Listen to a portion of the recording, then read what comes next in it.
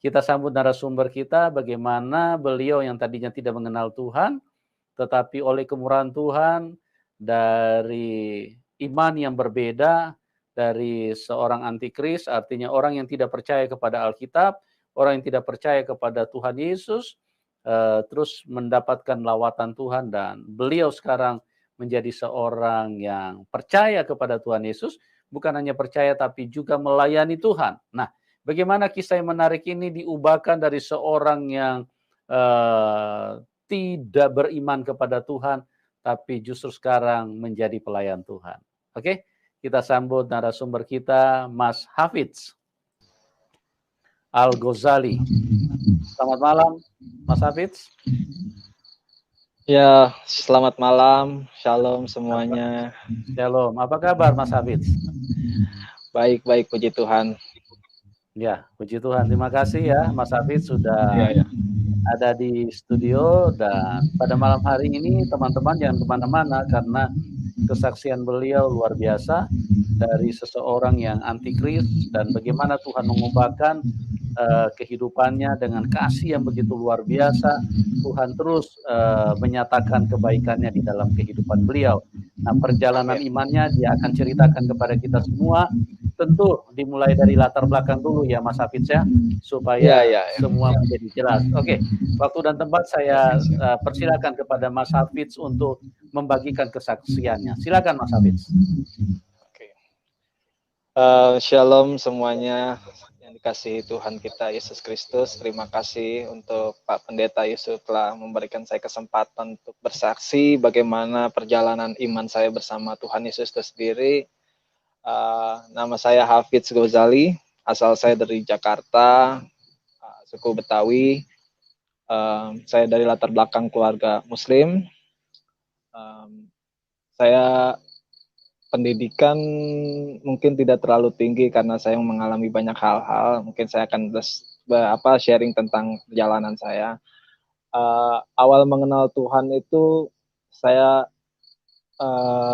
2014 ya. Jadi sebelum saya mengenal Tuhan, saya melewati masa-masa di mana saya mengalami namanya pembedaan di keluarga. Saya dari anak ketiga dari 7 bersaudara, di mana saya mengalami pembedaan, yaitu tidak mengalami kasih dari keluarga itu sendiri karena orang tua saya lebih mengasihi yang lain, dan saya terlahir, saya tumbuh besar awalnya bukan seperti anak-anak normal pada umumnya, tapi karena ada sesuatu yang suatu mengalami pembedaan yang membuat saya akhirnya menjadi pribadi yang pemberontak dan bisa dikatakan nakal lah.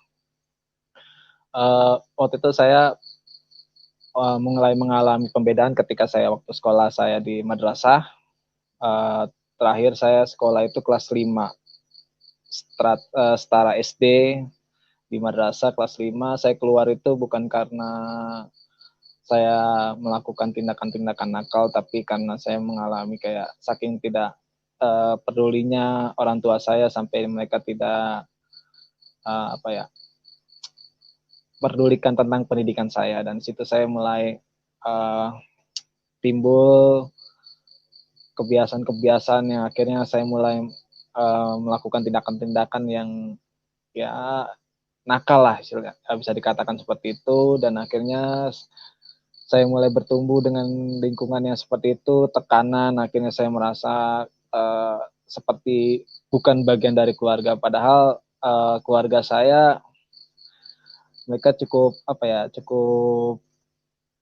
kuat dalam agama, apalagi ketika mereka sering dari keluarga besar saya sendiri pun mereka orang-orang terpandang. Maksudnya punya kayak kakek saya kan dari Yaman asli, jadi nenek saya orang Melayu, jadi Arab Betawi lah bisa dikatakan seperti itu, dan cukup terpandang di desa saya, di tempat saya tinggal di daerah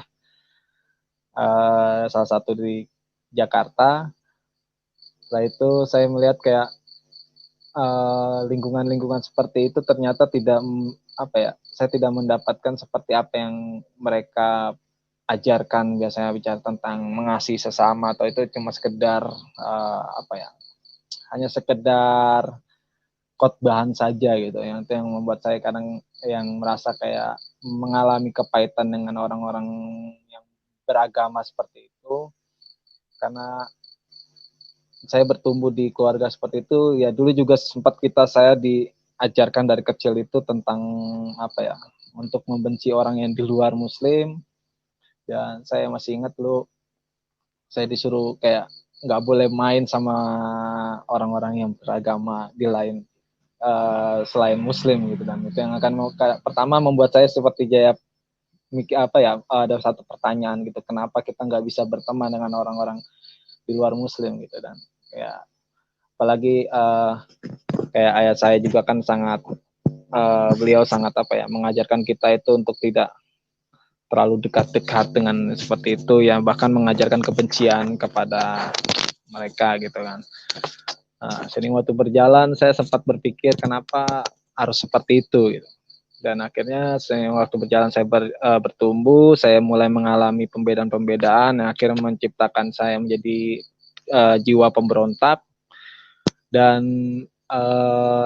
masalah demi masalah saya lakukan sebenarnya tujuannya bukan untuk apa ya, untuk membuat saya menjadi teman, tapi hanya untuk mencari perhatian orang tua saya. Tapi ternyata yang saya lakukan tidak seperti apa yang saya harapkan, bukan perhatian yang saya dapatkan, akhirnya kebencian yang saya dapatkan dari mereka. Dan di situ saya mulai merasa, oh mungkin saya bukan bagian dari keluarga ini. Dan akhirnya ketika umur saya 13 tahun, saya sudah tidak tinggal lagi dengan orang tua. Saya mencari jalan saya sendiri. Di mana saya keluar dari rumah itu, saya tinggal mulai mencari teman-teman di jalanan ya. Teman-teman di jalanan, itu saya mulai mengenal tentang dunia bebas itu, alam bebas. Jadi di mana jalanan itu saya bebas melakukan apapun. Saya juga apa ya, mendapatkan suasana yang baru, dan juga saya mendapatkan penerimaan dari teman-teman yang di jalanan. Dan situ yang membuat saya semakin tertarik untuk lebih lagi tinggal di jalanan. Dan situ saya mulai berteman dengan mulai punya banyak teman di jalanan. Dan situ saya mulai gabung dengan komunitas namanya komunitas punk. Dan setelah saya bergabung, saya juga mulai banyak mengenal hal-hal yang seperti kayak narkoba, pergaulan bebas, seks bebas, alkohol, terus melakukan tindakan-tindakan yang melanggar hukum. Di situ saya mulai terjerumus menjadi pecandu narkoba, sampai saya sudah merasakan semua jenis-jenis narkoba, dari yang biasa-biasa sampai yang resikonya sangat besar. Dan sini waktu berjalan, saya mulai tumbuh di jalanan, saya mulai terbentuk karakter-karakter saya, yang dimana saya gampang tersinggung, gampang apa ya, susah bersosialisasi dengan masyarakat pada umumnya. Dan karena saya sudah mulai ketergantungan dengan narkoba, mulailah saya melakukan hal-hal yang melanggar hukum. Ketika saya umur 15, saya berurusan dengan hukum. Waktu itu saya mencuri, sampai akhirnya saya ditangkap massa, dipukul segala macam, akhirnya saya masuk penjara. Dari situlah awal mulanya saya mulai berurusan dengan hukum. Sering waktu berjalan, keluar masuk penjara, dan saya bertumbuh dengan keadaannya seperti itu. Akhirnya muncul satu pertanyaan besar dalam diri saya tentang apakah sebenarnya Tuhan itu ada atau enggak, apakah Tuhan itu hanya sekedar imajinasi manusia aja gitu. Dan saya dulu pernah mengalami kayak kalau di seberang itu bilang hidayah ya. Biasanya kalau orang mau bertobat itu harus mendapatkan hidayah gitu.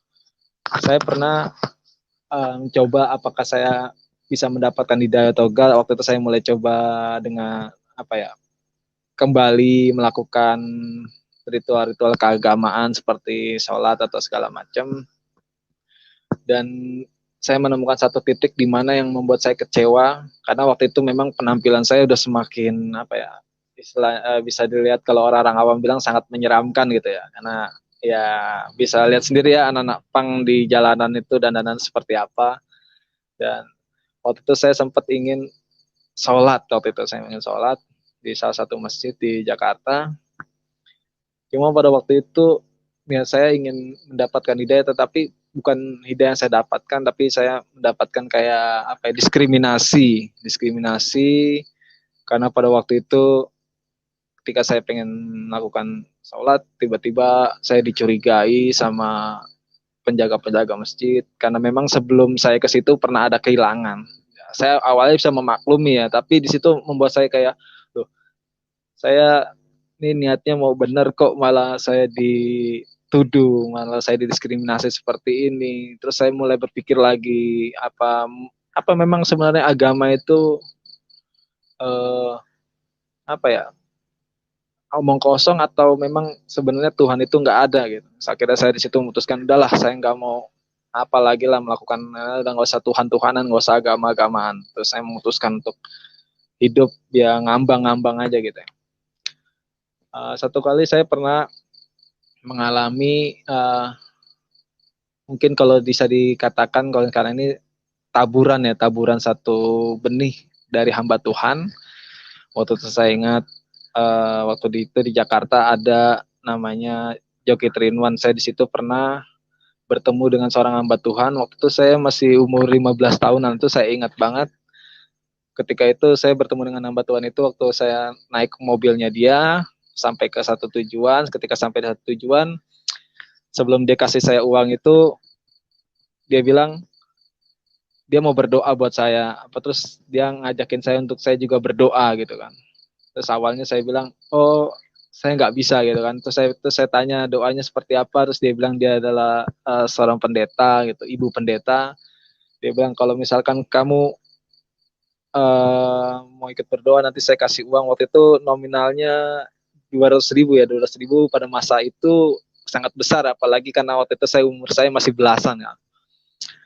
Awalnya saya menolak, tapi ketika saya ditawarkan uang segitu, oke lah saya coba ikutin. Di situ saya ingat sekali setelah saya evaluasi banyak doa-doa yang menurut saya itu seperti apa ya, seperti nubuatan dan itu terjadi di saat-saat ini. Maksudnya ketika saya setelah mengenal Tuhan itu semua tergenapi gitu.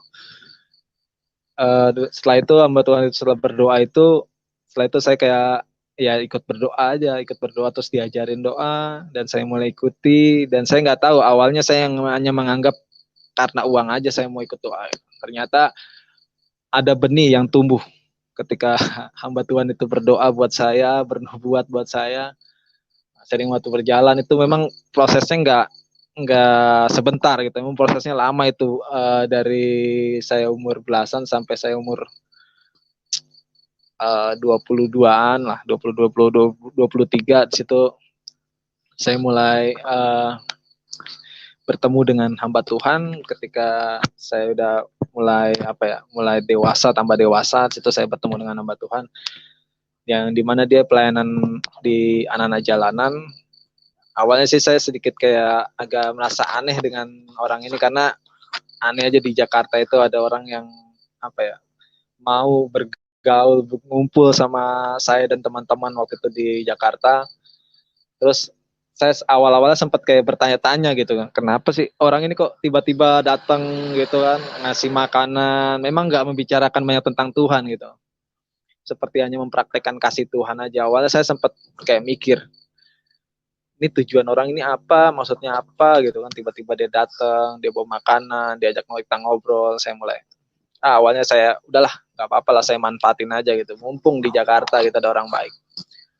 Jadi waktu berjalan ternyata orang ini, hamba Tuhan ini, dia sewa tempat seperti kayak dia mau bikin rumah singgah gitu. Terus dia bilang sama saya dan teman-teman, ya kalau kalian ingin butuh tempat tinggal atau kalau lagi musim-musim hujan kan, kalau musim-musim hujan buat kita tidur di jalan kan agak sulit ya. Dan di situ saya mulai oke lah, mumpung lah. Dan saya sama teman-teman ngajak, ayo kita tidur di tempat dia. Nah, dan posisinya juga pada waktu itu saya sudah mulai sudah mulai kebanyakan musuh karena ketika saya hidup bertumbuh di jalan, itu yang membentuk saya menjadi orang yang selalu bikin masalah di mana-mana. Apalagi ketika saya sudah dipengaruhi alkohol dan dipengaruhi narkoba, itu saya selalu melakukan tindakan-tindakan yang akhirnya membuat saya itu jadi banyak masalah gitu. Dan itu pun bukan cuma orang-orang sama teman-teman sekomunitas. Itu saya ingat banget di akhir-akhir saya hidup di jalan itu, saya udah kebanyakan musuh. Dan puji Tuhan, karena saya rasa Tuhan masih sayang sama saya. Pada waktu itu saya beberapa kali selamat dari kematian, karena ketika saya tidur di jalan saya pernah hampir mati karena dibunuh sama teman-teman sendiri. Karena masalah sebenarnya sih kalau menurut saya masalah sepele ya, tapi karena waktu itu juga saya sedang terpengaruh oleh kimia, terpengaruh alkohol. Dan saya ingat banget memang beberapa kali saya nyaris terbunuh lah. Nah itu karena mumpung saya lihat loh ada orang yang memberikan saya tempat tinggal, ya udahlah saya manfaatkan aja gitu. Apalagi saya udah mulai merasa tidak aman di jalanan ini. Setelah itu saya tinggal bersama teman-teman saya di situ. Dan awalnya sih saya nggak merasa curiga apa-apa gitu. Tapi lama-lama kok saya merasa pikir kok orang ini aneh gitu. Kenapa dia mau terima kita untuk tinggal di rumahnya itu? Terus dia bilang, akhirnya saya mulai ada pertanyaan gitu. Saya amati terus hari-hari, terus saya memang nggak pernah bertemu dengan orang yang seperti ini, di mana dia mengaplikasikan tentang kasih Tuhan itu sendiri. Kayak apa? Saya juga mulai merasa dikasihi, karena saya dulu sebelumnya belum pernah mengalami apa itu kasih itu seperti apa gitu. Dan setelah itu saya mulai tanya sama hamba Tuhan ini, dan yang sekarang jadi kakak rohani saya, dia seorang perempuan. Saya tanya, kakak ini kenapa mau nampung kita, terus nggak merasa takut apalagi barang-barang di rumah ini kan bukan barang-barang yang istilahnya tuh barang-barang yang bernilai gitu kan. Bisa aja kalau misalkan kita niat jahat, kita ambil ini semua barang-barang terus kita jual. Terus dia bilang, oh barang-barang di rumah kakak ini bukan punya kakak, ini punya Tuhan. Lagi juga kakak juga bukannya ada maksud lain, kakak cuma mau mengasihi kalian, karena dia bilang karena Tuhan telah lebih dulu mengasihi saya harus mengasihi sesama saya. Dan situ saya mulai bertanya-tanya. Saya tanya, Tuhan siapa kak? Emang kakak agamanya apa sih? Dia bilang, agama saya Kristen gitu. Tuhan saya Tuhan Yesus. Awalnya saya sedikit kayak dengernya itu kayak, wah kayaknya saya mau diskristenisasi nih. Tapi memang kakak rohani saya ini nggak terlalu banyak khotbahin tentang itu, tapi dia hanya mempraktekkan tentang kasih Tuhan itu seperti apa. Dan situ akhirnya saya merasa nyaman. Saya merasakan apa itu kasih, walaupun kakak rohani saya ini nggak tahu latar belakang saya dari mana, asalnya dari mana gitu, tapi dia mau menerima saya seperti bagian dari keluarga. Dan situ saya mulai mengalami penerimaan. Dan kakak rohani saya sempat tanya sama saya, kamu kenapa bisa tinggal di jalan? Akhirnya saya ceritakan semua permasalahan-permasalahan, penolakan yang saya alami oleh keluarga saya, karena saya udah banyak mencoreng nama baik keluarga saya. Terus saya ceritakan, terus dia bilang, kamu ada kerinduan besar? Saya bilang, wah ada, saya pengen diterima lagi dengan keluarga saya gitu. Karena saya dulu juga pernah coba melakukan banyak hal, tapi tetap nggak bisa diterima oleh keluarga saya. Dan sudah banyak mungkin permasalahan-permasalahan yang mungkin udah nggak bisa diterima lagi gitu. Dan kakak Rani saya bilang, ya kamu bisa, keluarga kamu bisa terima kamu lagi asal kamu mau berdoa, tapi dalam nama Yesus. Awalnya kayak saya menolak gitu kan, enggak lah, agama saya Muslim, masa saya berdoa dalam nama Yesus. Lagi setahu saya juga Yesus itu bukan Tuhan, Yesus itu Nabi. Tapi keinginan yang besar saya, akhirnya saya mulai ada sedikit mau membuka hati, karena bukan cuma saya doang yang mengalami masalah. Saya lihat di teman-teman saya yang lain juga punya permasalahan masing-masing, dan dimana ketika mereka coba ikut berdoa gitu dalam nama Yesus, satu persatu dipulihkan. Awalnya kayak saya merasa kayak gimana, mungkin aja kebetulan, tapi kok berurutan gitu, kok semuanya gitu ngalamin. Akhirnya situ saya coba mau membuat kayak challenge gitu, apakah Tuhan itu ada atau Yesus itu Tuhan. Terus karena keinginan saya yang besar, saya ingin keluarga saya terima saya lagi.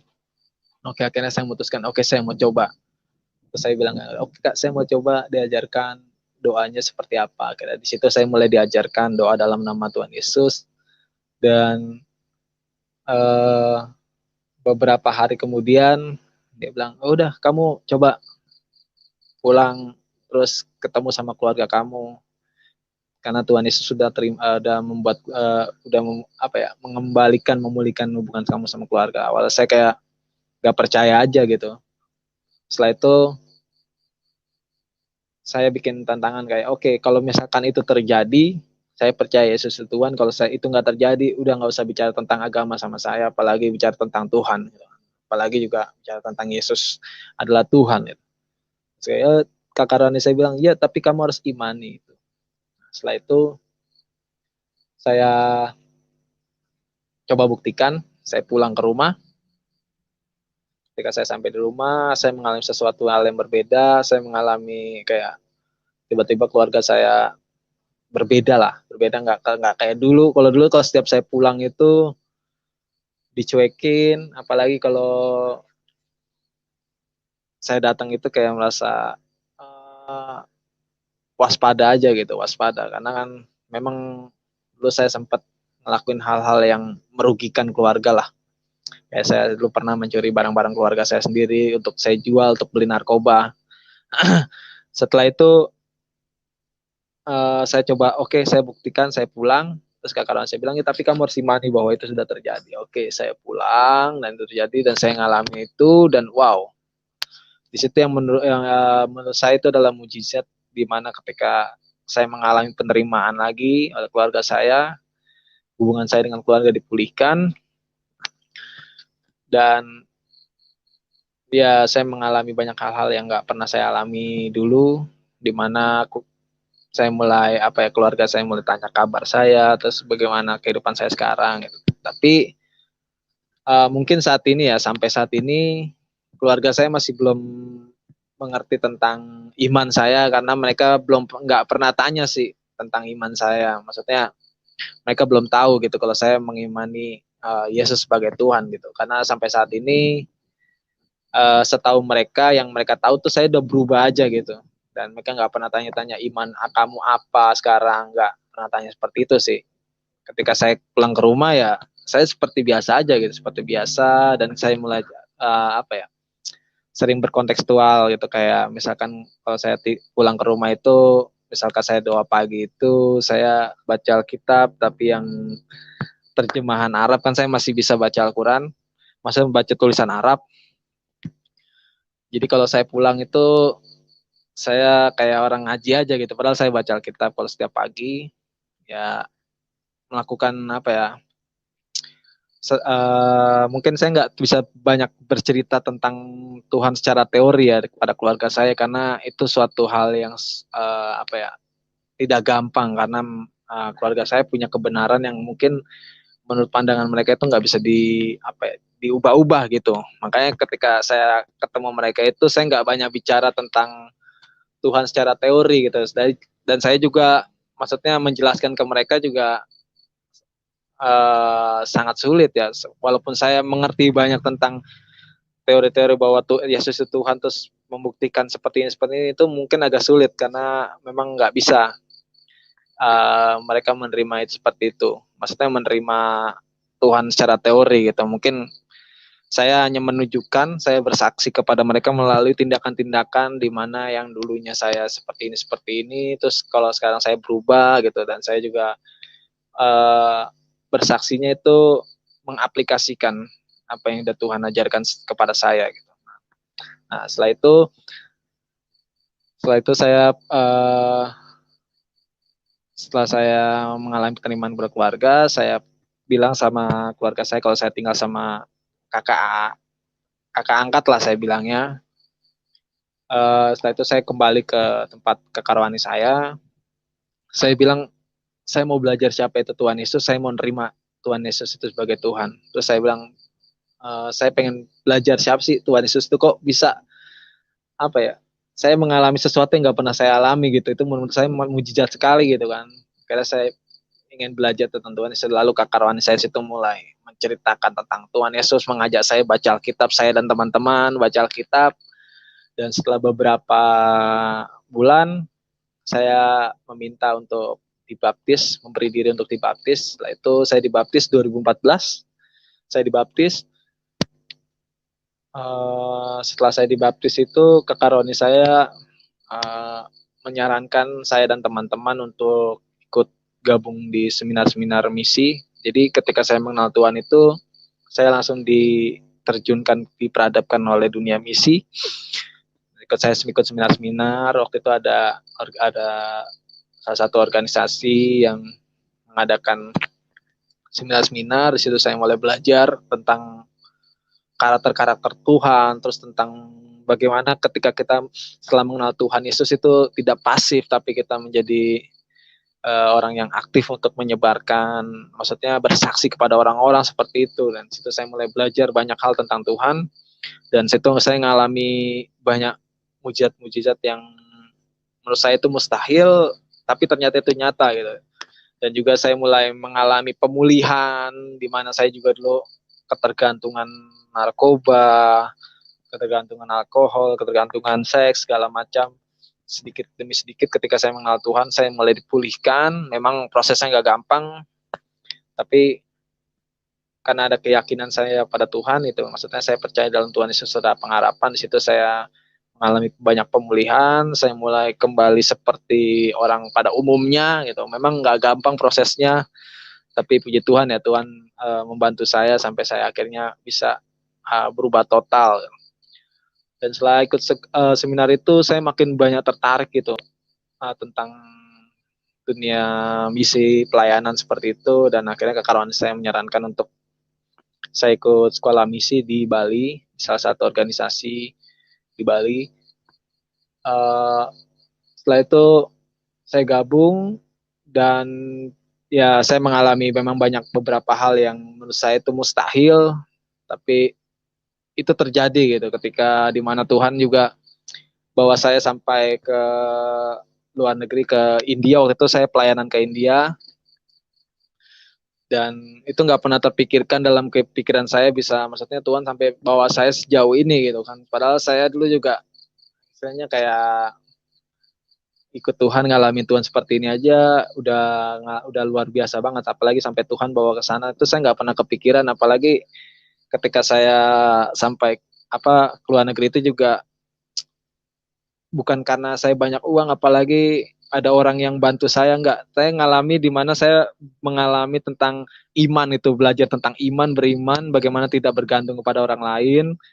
Terus gimana saya tidak ngemis-ngemis dalam pelayanan untuk belajar bahwa Tuhan menyediakan, dan ya puji Tuhan, dan itu terjadi. Semua dana yang saya butuhkan itu bukan hasil dari ngemis saya, apalagi minta-minta gitu, enggak. Tapi saya berdoa, saya belajar tentang iman itu, beriman itu seperti apa. Dan itu saya alami, dan itu setelah saya ikut sekolah misi, akhirnya saya gabung jadi jadi staff di situ. Dan di situ saya mulai diperadabkan dengan banyak hal-hal yang baru. Pertama dalam segi finansial gitu, karena pada waktu itu saya juga maksudnya dari kehidupan jalanan terus diperadabkan dengan kehidupan yang apa ya, tentang finansial tuh saya nggak kekurangan gitu. Istilahnya kayak keuangan saya waktu itu memang benar-benar saya nggak pernah dulu megang uang recehan, kok ini sekarang megang uang yang besar itu apa ya, seperti kaget, karena pada waktu itu masih saya ibaratnya masih baru, dan saya masih belum siap lah untuk hal seperti itu. Jadi saya banyak menyalahgunakan, dan di situ akhirnya saya mulai terjerumus dengan, ya situlah motivasinya, awalnya motivasi pelayanan, terus lama-lama motivasinya pelayanannya untuk uang gitu. Dan saya juga banyak membuat laporan-laporan palsu kepada donatur-donatur, apalagi saya itu diperhadapkan hal seperti itu, dan saya masih belum siap untuk mengelolanya pada waktu itu. Dan juga saya banyak berpikir bahwa dulu sempat berpikir bahwa ikut Tuhan itu pasti sukses, karena sebelum saya mengenal Tuhan tuh saya ngelihat orang-orang Kristen itu, wah mereka kok jadi orang Kristen sukses terus ya, terus banyak duitnya. Apalagi saya juga banyak mendengar doktrin-doktrin yang doktrinnya emang nggak salah, cuma saya salah persepsi aja gitu. Ikut Tuhan pasti sukses, ikut Tuhan pasti sukses, seperti itulah. Dan akhirnya saya terjebak dengan seperti itu dalam keuangan, dan saya membentuk satu ambisi-ambisi yang akhirnya kayak motivasinya saya pelayanan, pertama untuk uang, kedua untuk ketenaran, seperti itu. Dan akhirnya disitulah saya terjebak seperti itu, dan saya mulai jatuh lagi. Tuhan izinkan itu, saya mulai Tuhan tegur saya juga. Terus saya diperhadapkan dengan banyak masalah-masalah, karena ketika saya terjebak dengan hal itu ternyata saya membuka celah bagi diri saya sendiri. Akhirnya di situ saya mulai mengalami banyak masalah-masalah, dan tentu saja si iblis yang tidak senang ketika saya terus bersaksi pada orang-orang itu selalu mencari celah. Akhirnya saya membuka celah itu sendiri, akhirnya saya jatuh. Dan banyak hal lah saya alami. Akhirnya saya jatuh, saya banyak tertimpa beberapa kasus di organisasi saya. Setelah itu saya mengundurkan diri, saya keluar dari organisasi. Akhirnya saya hidup jauh lagi dari Tuhan, karena saya juga mengalami kepahitan-kepahitan dengan orang-orang rohani. Dan dari situ kayak bisa dikatakan saya kepahitan sama orang, akhirnya saya bawa-bawa Tuhan lah, seperti itu. Akhirnya udahlah, saya nggak usah Tuhan-Tuhanan lah. Setelah itu akhirnya saya jauh dari Tuhan, saya tinggal di Bali beberapa tahun, sampai sekitar kira 6 tahun lah, 6 tahun, 5 tahun, 6 tahun di Bali.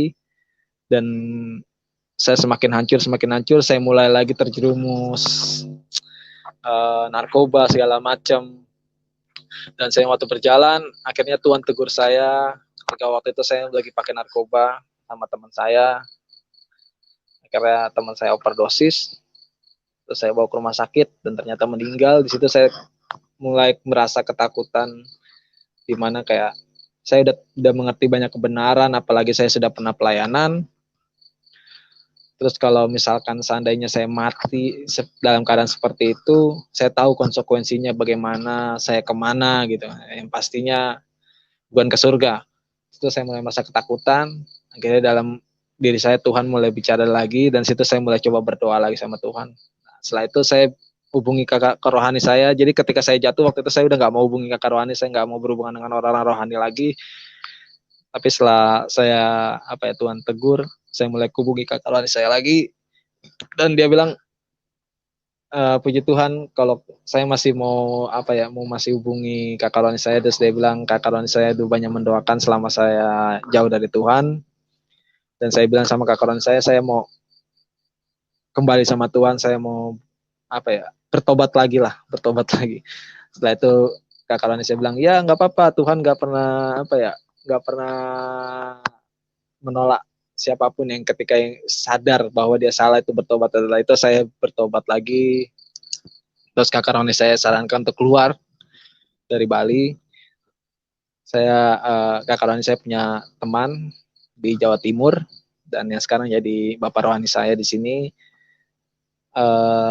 Di situ dia bilang, kalau kamu mau bertobat lagi, kamu keluar dari Bali, kamu tinggal di sana. Setelah itu saya keluar dari Bali, terus saya mulai lagi dari nol lagi, merehab diri saya lagi, terus merubah pola pikir saya lagi, di reset ulang dari nol gitu.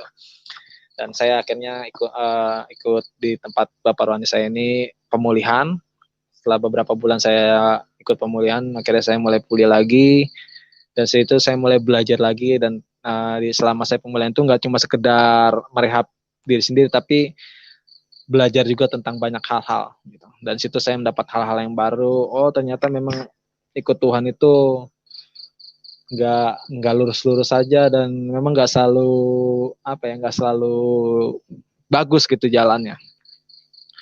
Dan ya saya mulai lagi belajar lagi tentang Tuhan, dan setelah beberapa tahun akhirnya Tuhan izinkan saya untuk membantu Bapak Roni saya sini untuk membina orang-orang yang ingin dipulihkan di tempat ini dan jadi salah satu pembina di sini. Dan juga saya ada satu kesaksian tentang di mana saya belajar tentang pengampunan lagi. Waktu itu saya belajar pengampunan di mana mungkin waktu ketika saya bertobat itu saya masih belum belum bisa banyak mengampuni karena masih banyak kepahitan-kepahitan yang belum saya lepaskan gitulah. Terus saya diperhadapkan dengan ayah saya, di mana dulu ayah saya itu adalah salah satu orang yang maksudnya membuat saya akhirnya merasa kok saya seperti bukan bagian dari keluarga ini, adalah salah satu orang yang membuat saya terbentuk menjadi seperti itulah. Dan juga waktu itu ada beberapa masalah dan waktu itu pas saya pulang 2020 kemarin, saya pulang ke Jakarta, saya ketemu sama keluarga saya. Waktu itu niatnya saya ingin cari kerja ya di Jakarta, saya nggak mau pelayanan waktu itu tapi ternyata Tuhan nggak izinkan itu. Tuhan izinkan saya untuk belajar tentang pengampunan. Di situ ada ayah saya, dia dalam keadaan sakit ya, keadaan sakit, dimana awalnya saya kayak nggak mau negur atau apa, tapi di situ Tuhan tegur saya gitu. Saya udah banyak bersaksi dengan orang-orang, tapi saya nggak bisa mengampuni gitu. Ketika saya melihat ayah saya itu, saya mengalami banyak tentang bayangan-bayangan masa lalu lah yang mungkin sulit dimaafkan. Setelah itu, setelah Tuhan tegur, akhirnya saya bertobat lagi. Tuhan ampuni saya. Oke, saya mau belajar tentang pengampunan. Di situ saya coba merawat ayah saya yang sedang sakit. Dan di situ saya mulai lagi memulihkan hubungan-hubungan antara ayah dan anak yang mungkin dulu pernah hilang gitu. Saya dulu nggak pernah ngalamin seperti orang-orang pada umumnya punya hubungan antara bapak dan anak seperti itu. Saya nggak pernah ngalamin dan di situ Tuhan izinkan saya untuk mengalami itu lagi dan situ saya benar-benar merasa senang lah karena saya nggak pernah ngalamin seperti itu. Saya mulai memulihkan hubungan saya dengan ayah saya ini. Di situ saya belajar saling cerita, saling kita saling mengampuni sama-sama satu sama lain. Tapi di situ yang saya pelajari bahwa mengampuni itu cuma bukan sekedar kita ngomong saya mengampuni, tapi harus ada tindakan yang harus kita lakukan. Seperti Tuhan Yesus ketika dia mengampuni kita dengan tindakan dia mati di kayu salib untuk menebus dosa-dosa kita atau satu tindakan itu. Tapi di sini Tuhan mengizinkan saya untuk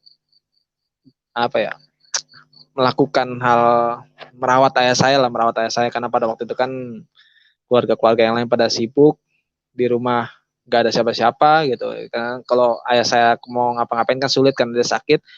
Dan sering waktu berjalan saya merawat dia ada sekitar 2 bulan dan mulailah di situ saya belajar merawat dia karena pada waktu itu dia kena kanker paru-paru stadium 4. Di situ udah keadaannya udah semakin buruk dan saya nggak nyangka bahwa itu akan terjadi. Di situ saya banyak belajar tentang pengampunan lah. Akhirnya saya merawat dia dari yang bisa jalan sampai akhirnya dia nggak bisa jalan. Terus sampai akhirnya saudara-saudara saya melihat juga tentang dimana kalau misalkan melihat masa lalu padahal saya tuh ibaratnya kayak musuhnya dia dulu. Sekarang saya mau merawat itu. Terus saya bilang sama dia, ya inilah kita belajar namanya mengasihi dan mengampuni. Kita nggak pernah mengingat masa lalu gitu. Saya bilang ya kita untuk belajar saling mengampuni aja gitu kan. Mengampuni bapak kita ini mungkin banyaklah masa lalu yang membuat kita pahit, tapi ya kita harus belajar mengampuni. Dan di situ akhirnya saya merawatnya sampai akhirnya bapak saya meninggal. Dan ya puji Tuhan di akhir-akhir hidupnya saya bisa bersaksi sama dia dan itu kembali lagi kepada Tuhan yang membuat dia maksudnya Tuhan yang menjamah hati dia. Saya nggak tahu lah dia terima Tuhan atau enggak, itu udah kehendak Tuhan. Yang saya lakukan ya tugas saya udah selesai gitu karena saya sudah bersaksi sama dia. Terus saya cerita tentang tentang kebenaran dan pada waktu itu juga posisinya dia udah mulai sulit berbicara, yang saya tahu dia hanya mendengarkan aja gitu ketika saya ngomong gitu. Karena kesempatan bagi saya bersaksi karena kalau dia dalam keadaan sehat mungkin nggak bisa saya ngomong kayak gitu ya. Puji Tuhan lah.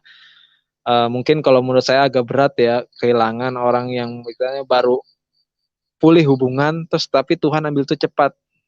Tapi di situ saya awalnya juga sempat kayak, oh Tuhan kok cepat banget gitu. Tapi di situ saya belajar, oh iya, saya berterima kasih banget sama Tuhan karena melalui kejadian ini saya bisa bersaksi juga sama Dia tentang kenapa saya bisa berubah, kenapa saya sekarang berbeda gitu. Saya cerita tentang bagaimana saya sekarang sudah mengikuti Tuhan Yesus atau Isa Al-Masih, mungkin yang dia pahami seperti itu. Dan setelah itu saya balik lagi ke Jawa Timur, saya lanjutkan saya pelayanan. Ternyata Tuhan masih izinkan saya untuk pelayanan dan sampai saat ini. Ya mungkin saya bisa kembalikan lagi kepada Bapak Pendeta Yusuf. Terima kasih. Ya, haleluya, luar biasa. Ya, puji Tuhan, kita sudah mendengarkan bagaimana Tuhan Yesus mengubahkan seseorang darinya tadinya tidak mengenal Tuhan dan kehidupan yang bertolak belakang dengan iman di dalam Kristen, bahkan antikris, ya, artinya orang yang menentang Injil dan juga tidak percaya kepada Injil, kepada Tuhan Yesus. Tapi itulah Tuhan, Tuhan mengasihi semua manusia. Tuhan kalau mau menolong tidak pilih-pilih latar belakang, tidak karena, oh kamu ini tidak percaya kepadaku, kamu kan bukan orang-orang Kristen, maka aku tidak mau tolong kamu. Tuhan tidak seperti itu, ya. Apalagi Tuhan itu menjadi orang yang darah tinggi, ya. Tidak ada. Artinya Tuhan tidak pernah marah, tidak pernah ingin supaya manusia menderita, tapi selalu Tuhan menawarkan kebaikan, ya. Itulah kasih Tuhan, itulah cinta daripada Tuhan Yesus buat semua manusia. Makanya di dalam Yohanes 3 ayat 16, karena begitu besar kasih Allah akan dunia ini sehingga ia mengaruniakan anaknya yang tunggal, supaya setiap orang yang percaya kepadanya tidak binasa. Kasih Allah akan dunia ini, seluruh dunia. Ya. Kalau di dalam dunia ini ada dua kuasa, kuasa Tuhan dan satu iblis. Iblis itu adalah pribadi yang sangat jahat. Dan iblis itu kata firman Tuhan di dalam Yohanes 8 ayat 44, iblis itu adalah pembunuh manusia sejak semula.